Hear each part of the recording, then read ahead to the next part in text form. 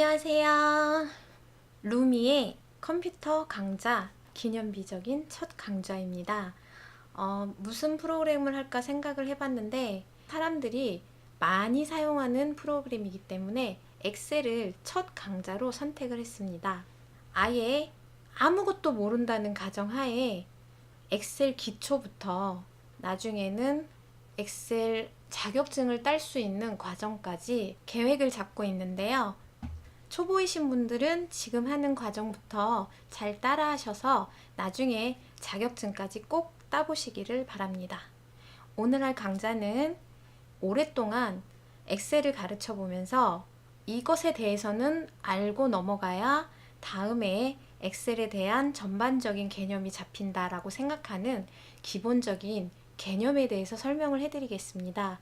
의외로 책이나 동영상 강좌나 이런 데서는 기본에 대해서 굉장히 약한 부분들이 많은데요. 저는 기본을 하나하나 차근차근 다 짚어드리고 넘어가겠습니다. 엑셀을 처음에 열어보시면은 버전에 따라서 모양이 많이 다르기는 합니다. 하지만 작업하는 영역은 엑셀은 항상 똑같아요. 위에 메뉴나 기타 등등 기능이 약간 다를 뿐이지 한 버전만 확실하게 배워두시면 다른 버전에 새 버전이 또 나와도 당황하지 않고 사용하실 수 있게 됩니다. 자, 그래서 지금 작업하는 이 부분에 대해서 먼저 설명을 해드릴게요. 엑셀은 지금 보시는 것처럼 마치 바둑판처럼 가로 세로로 나뉘어 있는 것을 보실 수가 있는데요. 지금 보시면 가로 부분의 앞에는 숫자들이 표시가 되어 있고 세로의 위쪽에는 알파벳이 표시가 되어 있는 것을 보실 수가 있어요. 이 가로를 행이라고 하고 세로를 열이라고 표현을 합니다. 행열 여러분 아시죠? 수학에서도 배웠고 그 행열이 엑셀에서도 그대로 용어가 적용이 됩니다.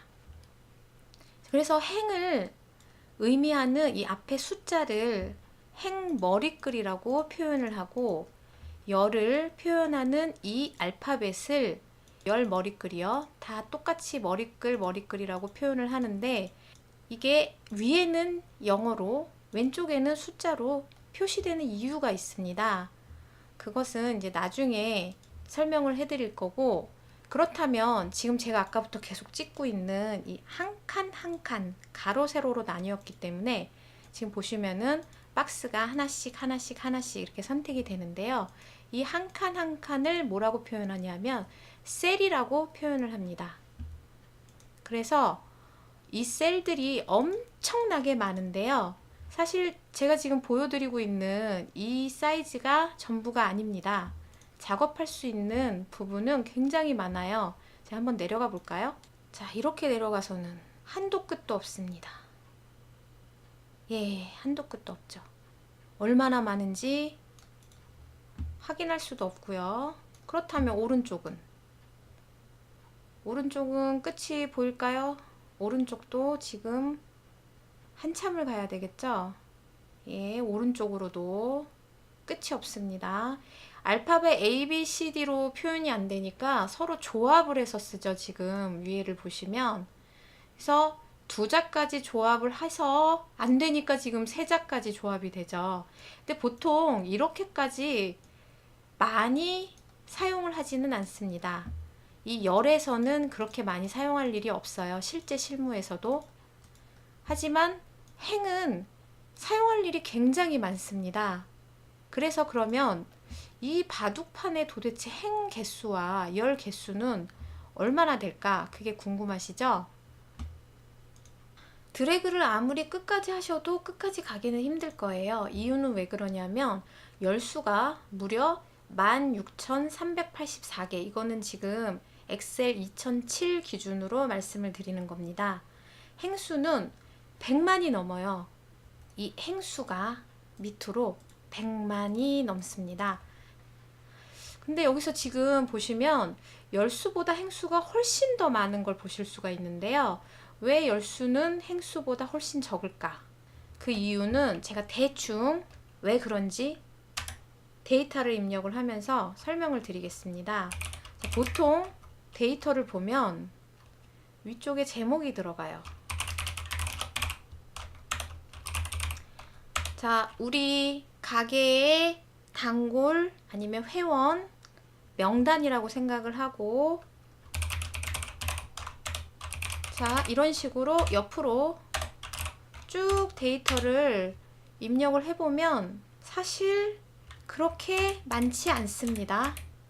하지만 내가 우리 동네에 오랫동안 장사를 한 가게라 그러면 굉장히 손님이 많겠죠. 한 번이라도 물건을 사시거나 아니면 내가 뭐 도서 대여점이다 그러면 책을 빌려가신 분이거나 그런 분들은 다 입력이 되어 있을 거니까 데이터가 굉장히 많겠죠. 데이터는 아래쪽으로 추가가 되겠죠? 밑으로. 그러면 딱 보시기에도 행수가 열수보다는 많이 필요한 것을 아실 수가 있습니다. 이것은 회사에서도 마찬가지입니다. 자, 그러면은 열수가 행수보다 왜 더 적은지를 지금 아실 수 있으실 테고요. 그래서 행 머리글은 숫자인 겁니다. 왜냐면 많은 수를 표현을 해야 되기 때문에. 그리고 열은 그렇게 많이 사용하지 않기 때문에 보통 Z 이전에 거의 해결이 됩니다. 그래서 알파벳을 사용합니다. 열 머리글로.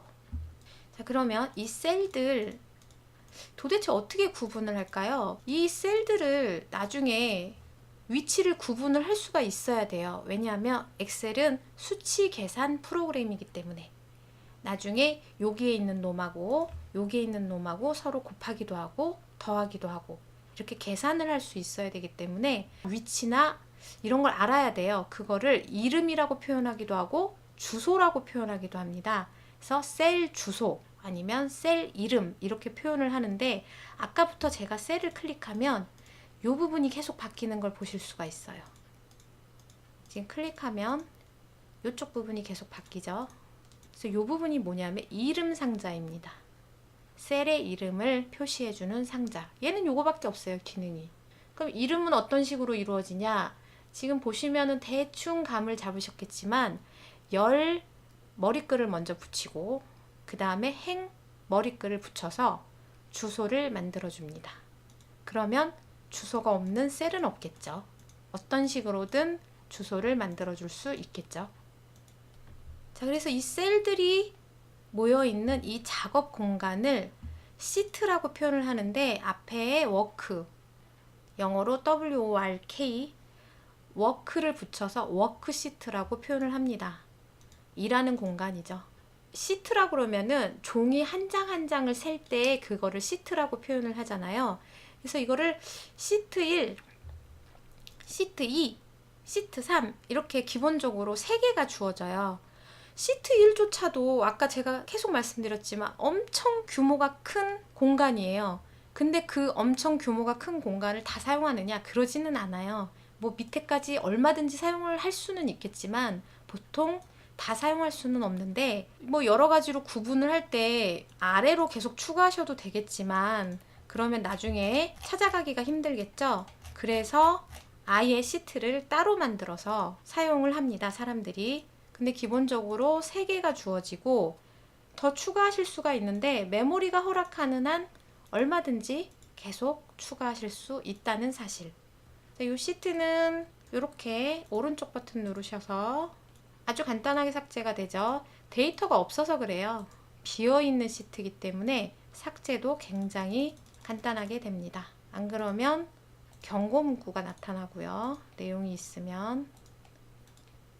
그러면 대충 엑셀에 대해서는 아시겠죠? 워크시트에 대해서는. 근데 엑셀에서 워크시트만 가지고는 데이터를 입력하고 뭐하고 이런 작업만 할 수 있는 거지 그걸 보조할 수 있는 기능들이 필요한데 그게 바로 위에 있는 요 메뉴들이에요. 요거를 가로로 길다고 해서 리본이라고, 그러니까 리본이랑 비슷하다고 해서 리본 메뉴라고 말을 하는데 위에 보시면은 비슷한 것들끼리 묶어서 이렇게 여러 가지로 확인을 하실 수가 있습니다. 그리고 이 부분은 뭐냐면 내가 너무너무너무 많이 사용하는 기능이다. 그러면은 그 기능에서 오른쪽 버튼을 누르시면은 빠른 실행 도구 모음에 추가라는 메뉴가 있죠. 그러면은 이쪽으로 추가가 돼요. 내가 이 기능은 너무 많이 사용해. 그런 게 있으면은 그 기능에서 오른쪽 버튼을 누르시고 요 메뉴를 눌러주시면 빠른 실행 도구 모음에 이렇게 그림으로 추가가 돼서 어디를 이렇게 찾아 들어가서 또 찾아서 클릭하고 이럴 필요 없이 바로 클릭해서 실행하실 수 있습니다. 그럼 요 동그란 건 뭐냐면 오피스 단추라고 하는데요. 기본적으로 저장하고 만들고 인쇄하고 이런 일들을 하는 건데 굳이 이리로 들어오지 않으셔도 위에 기본적으로 저장하고 이런 것들 이용하실 수 있고 또 옆에 사용자 지정 버튼 누르시면은 오피스 단추에 있는 기능들이 여기 다 있어서 언제든지 눌러서 추가해서 편리하게 사용하실 수 있습니다.